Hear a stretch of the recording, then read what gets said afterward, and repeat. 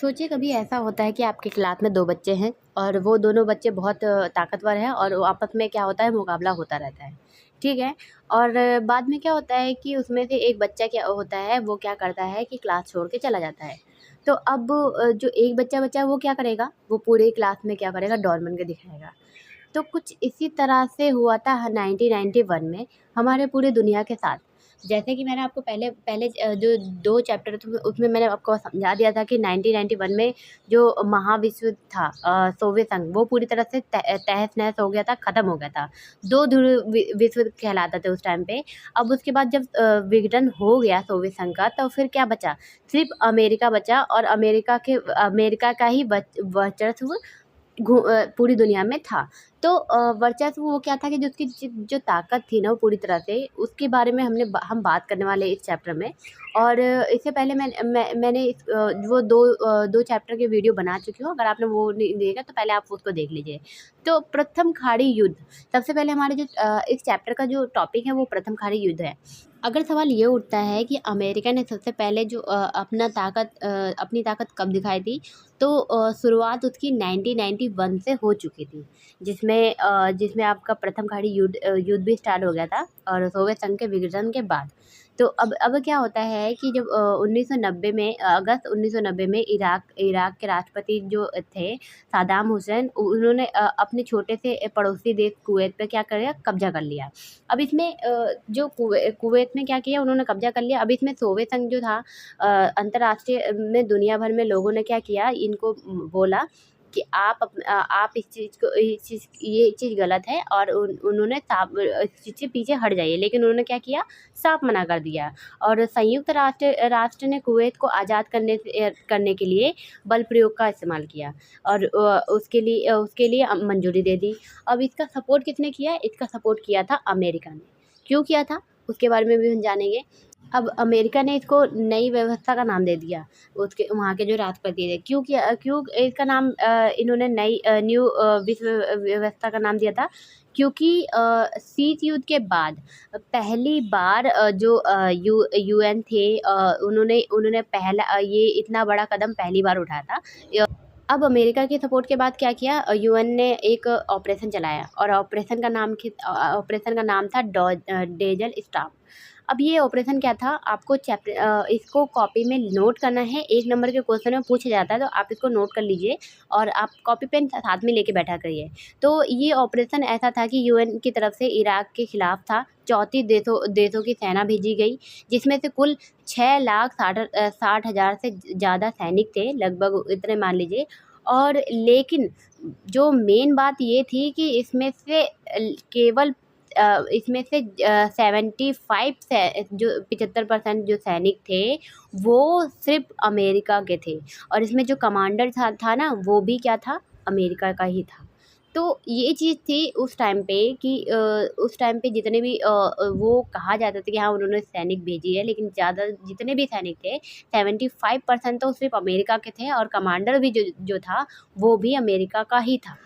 अभी तो ये शुरुआत थी, इसमें सबसे मेन बात ये थी कि अमेरिका ने सबसे ज़्यादा जो पहली बार तकनीकी हथियारों का यूज़ करा था ना, वो इसी युद्ध में उसने करा था। किस लिए करा था? क्योंकि वो बस यूएन का सपोर्ट कर रहे थे। तो इसे कंप्यूटर युद्ध भी कहा जा रहा था कि अमेरिका ने सबसे ज़्यादा पहली बार जब स्मार्ट बमों का यूज़ करा है तो वो ज़बरदस्त जो यूज़ करा है वो इस युद्ध में उसने करा है। और इस युद्ध को लोग क्या कह रहे थे, इस युद्ध को वीडियो गेम भी कह रहे थे। क्यों वीडियो गेम कहा जा रहा था? क्योंकि इस युद्ध को लोग टीवियों पे बैठकर ऐसे देखते थे जैसे कि एक युद्ध नहीं हो रहा, एक ऐसे चल रहा हो जैसे वीडियो गेम चल रहा है। तो अगर आपके पास वीडियो गेम क्या था, या फिर कंप्यूटर युद्ध क्या है, या फिर आपके पास ऑपरेशन का नाम आ जाए कि ये सब क्या है, 1 नंबर के क्वेश्चन में बार-बार पूछे जाते हैं, तो आपसे ये बहुत बार इस चैप्टर को लेके, इस युद्ध को लेके सवाल पूछे जाएंगे। तो आपको लिखना है, कॉपी पेन लेके बैठे करिए। मैं आपको जो भी बताती हूँ। इसके बाद है बिल क्लिंटन का दौर। आपके दिमाग में ये आ रहा होगा कि जो अमेरिका है वो हमेशा युद्ध ही करता रहता है, लड़ाई करता रहता है।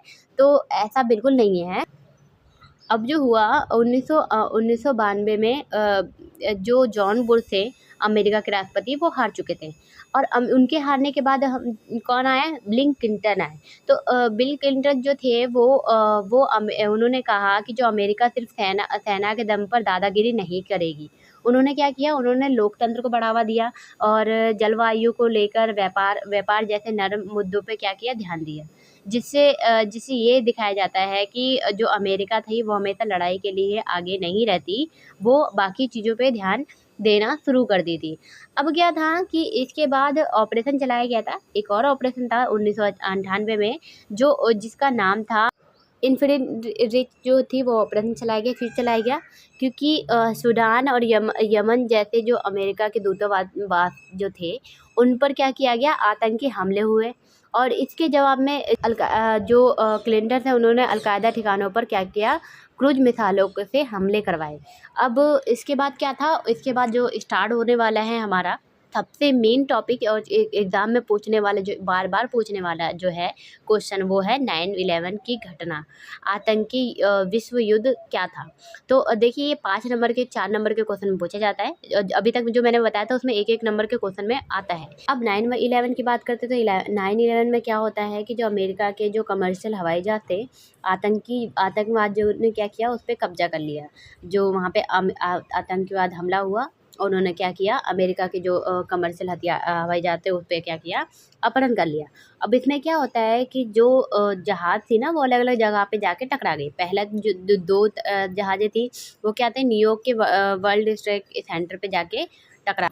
और तीसरा जो था, एक जहाज़ जाके अमेरिका के जो रक्षा मुख्यालय था, वहाँ जाके पेंटागन में जाके टकरा गई। ठीक है। इसके बाद जो हमारा जो चौथा जो मतलब कि एक जहाज़ जो लास्ट का जहाज़ था, वो क्या था, पेंटागन के एक क्षेत्र में जाके गिर गई, जो अमेरिका के संसद की तरफ जा रही थी। अब ये क्या होता कि चारों जो जहाज़ें थी वो सारी ध्वस्त हो गई। अब इसके बाद क्या हुआ कि अमेरिका को आया गुस्सा। अमेरिका ने उन्होंने क्या किया कि जो हमले हुए थे उसमें से 3,000 से ज़्यादा लोग मारे गए। ठीक है।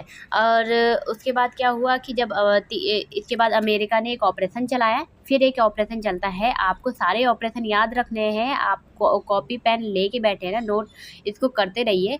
Operation enduring freedom. अब इसमें क्या होता है कि अमेरिका ने क्या किया, जॉन बुश जो थे उन्होंने क्या किया, अलकायदा के और तालिबान के खिलाफ क्या किया, एक आतंकी विश्व युद्ध चलाया, उन्होंने शुरू करा। अब इस युद्ध में क्या था कि इस युद्ध के बाद अब अमेरिका के जो राष्ट्रपति थे उन्होंने क्या करा, उन्होंने अफ़गानिस्तान के जो राष्ट्रपति थे उनको उखाड़ फेंका। तालिबान के लोग जो थे, क्यों किया उन्होंने ऐसा, वो उन्होंने ये आतंकवाद के विरुद्ध उन्होंने जो ऑपरेशन चलाया था उसमें क्या किया, जो अफ़गानिस्तान पे उसमें उन्होंने हमला कर दिया और तालिबान की जो सरकार थी उसको उखाड़ फेंका। इससे ये दर्शाता है कि अमेरिका बहुत ताकतवर थी। अब इसके बाद उन्होंने ऑपरेशन जो इराकी फ्रीडम चलाया 2003 में। अब इसमें इन्होंने क्या किया, इराक पे हमला कर दिया। अब इसमें ये बताया जाता है कि इराक पे जो हमला हुआ था उसमें क्या हुआ कि अमेरिका ने यूएन को बताए बगैर ही या इंफॉर्मेशन दिए बगैर ही उन्होंने क्या किया, इराक पे हमला कर दिया 19 मार्च 2003 में।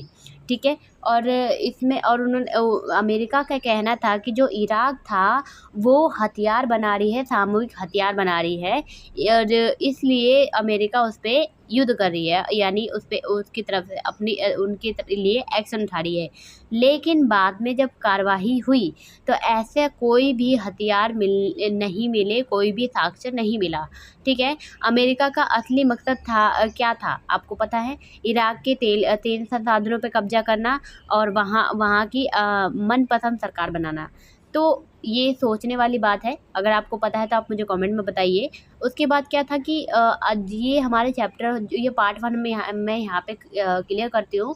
इसके बाद जो बोर्ड में आने वाले जो क्वेश्चन है वो मैं आपको बता देती हूँ एक बार। इस चैप्टर से पूछे जाने वाले, पहला एक विश्व युद्ध, दूसरे बाद ऑपरेशन डेलर स्टॉर्म, उसके बाद कंप्यूटर युद्ध या फिर वीडियो गेम। आपको इस चैप्टर के क्वेश्चन को याद रखना है। मैं अगले क्वेश्चन अगले पार्ट में आपसे पूछूंगी। चौथा 9/11 क्या था, ठीक है, और पाँचवा हमारा ऑपरेशन एंड्यूरिंग फ्रीडम क्या था। तो इसके बारे में आपको मैंने आपसे इसके बारे में क्लियर बनाया। आप मुझे बताइए इनमें से कितने क्वेश्चन अभी आपको आ रहे हैं, ठीक है।